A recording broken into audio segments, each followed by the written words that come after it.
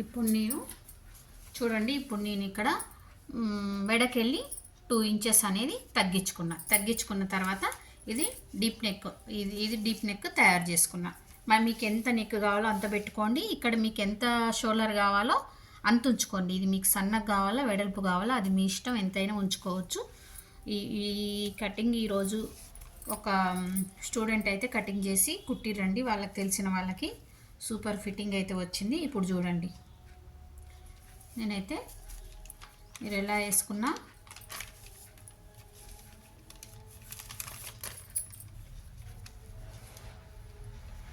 చుట్టూ మనం గీసుకోవాలి. ఇక్కడ కట్ చేయాలి, ఇక్కడ కట్ చేసి ఉంచుకోవాలి. ఇప్పుడు మనకి ఈ కటింగ్లో ఏంటంటే మనకి ఇప్పుడు మీకు బాగా కనిపిస్తుందా లేదా, ఒక నిమిషం.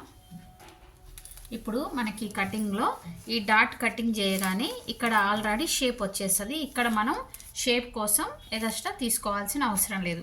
మీరు ఈ డాట్ వేసిన తర్వాత మీరు ఇప్పుడు క్లాత్ కుట్టినాక మీరు చూసుకోండి, కటింగ్ చేసి ఇక్కడ సేమ్ వస్తుంది అనమాట. అంటే ఇట్లా కిందికి రాదు, అర్థమైంది కదా. చాలా ఈజీ అండి, కొంచెం కష్టపడాలి అంతే, చాలా ఈజీ. ఇంకోటి ఏంటంటే ఇప్పుడు నేను ఇక్కడ బ్యాక్ హుక్స్ లేవు కాబట్టి మీకు చెప్పడం మర్చిపోయినా, ఇక్కడ బ్యాక్ హుక్స్ లేవు కాబట్టి ఇక్కడ ఎగస్ట్రాని కటింగ్ చేసేసిన.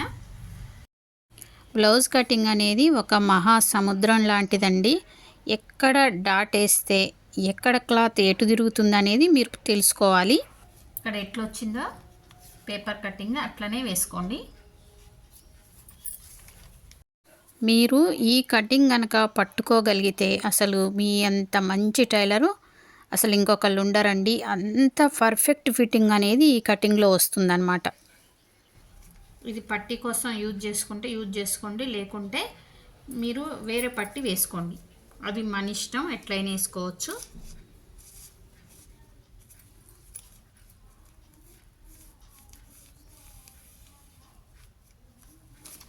ఇప్పుడు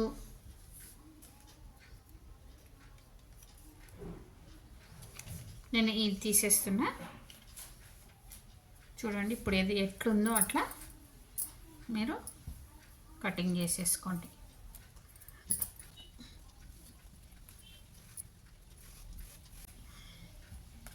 ఓకేనా. ఇది బ్యాక్ పార్ట్, సేమ్ ఇలాగే ఫ్రంట్ పార్ట్ కూడా కటింగ్ చేసుకోవాలి. మనం ఫ్రంట్ పార్ట్ ఫస్టే చేయాలి అంటే బాంబే కటింగ్లో అట్లా చేస్తాం కదా, అట్లనే చేయాలని ఏం లేదు. మీకు ఎట్లా నచ్చితే అట్లా చేసుకోండి, ఓకేనా.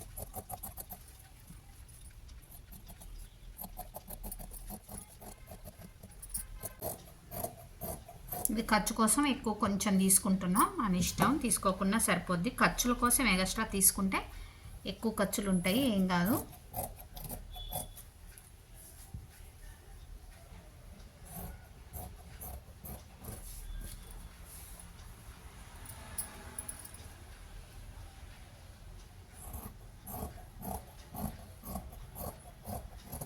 మనకి ఇక్కడ షేప్ అనేది ఆటోమేటిక్గా వచ్చేస్తుంది అన్నమాట.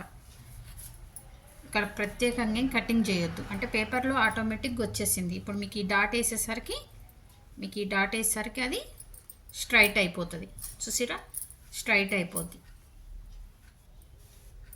ఓకేనా. ఫ్రంట్ పార్ట్ ఇంకొంచెం వివరంగా చెప్పడానికి ట్రై చేస్తా. కొంచెం ఐరన్ చేయాలి ఇక్కడ, ఓకేనా. నా వీడియోస్ నచ్చితే లైక్ చేయండి, షేర్ చేయండి ఫ్రెండ్స్. మీకు క్లియర్గా నేర్పించడానికి ఇంకా క్లియర్గా నేర్పిస్తా నెక్స్ట్ వీడియోలో, ఓకేనా.